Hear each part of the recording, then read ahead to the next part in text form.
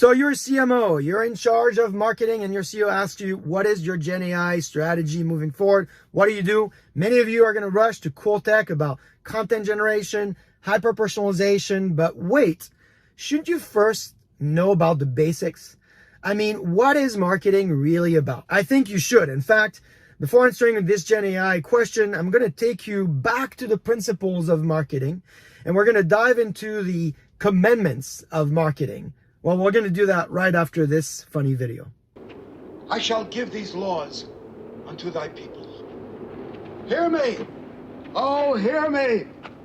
All pay heed. The Lord Jehovah has given unto you these 10 commandments for all to obey. If this is the first time that you're watching this clip, well, this is a lot about me. I guess it says I'm all. This clip is from Mel Brooks' History of the World, a famous movie, hilarious movie. It was published in 1981. But the point, though, is that before starting to reinvent marketing with Gen AI, it's important to answer the basics, and that the answer really sticks with the question, what is marketing for? Now, for that, I'm going to inspire from one of the greatest marketers in enterprise software, my former boss when I was at Business Objects, Dave Kellogg. Dave wrote a great piece, The 7 Marketing Metrics, a few weeks ago. And for the purpose of this CarCast, I'm going to label it not the 15 commandments of marketing, not the 10 commandments of marketing, but I'm going to name it the 5 commandments of marketing. Let's get started. Commandment of marketing 1. Marketing exists to make sales easier. That means that if you're in marketing, you need to be obsessed about building pipeline that closes. How do you do that? You measure pipeline generation by marketing source, and you look at opportunity count, i.e. the conversion of MQLs into the opportunity number. Note here, we're not talking about dollar value. We're talking about counts, because it's your sales team's job to take the opportunity to its full dollar, its full euro, its full currency value principle. Commandment marketing number 2. Don't be narrow-minded. Think like your CEO.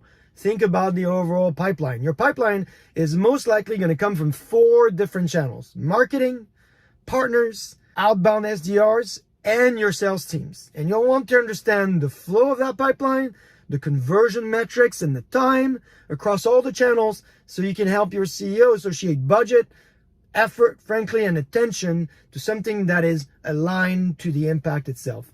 You want to have your CEOs back in this case.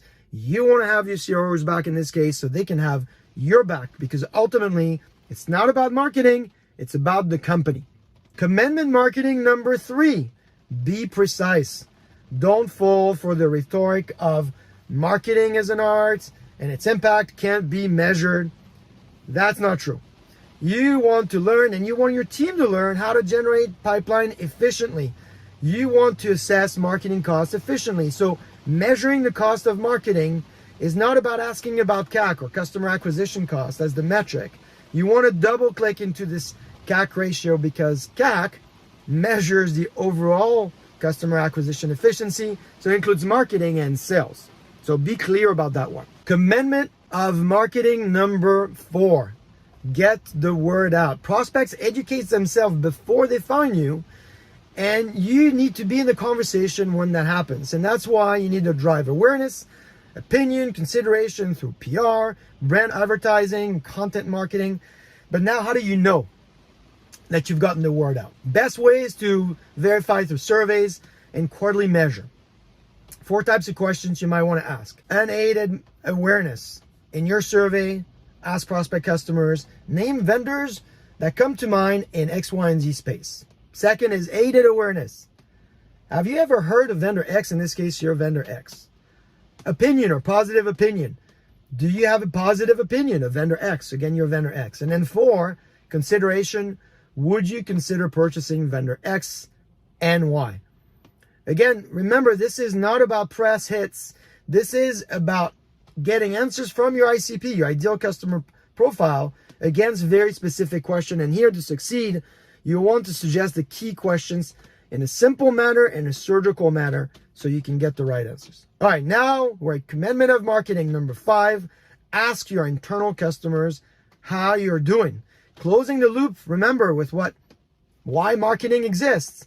It exists to make sales easier. And the best way to know if you've made sales easier is really to ask sales. And so here Dave suggests an internal marketing CSAT, and you'll find all the details in Dave's blogs. The link is in the description. I hope you enjoyed this as much as I did.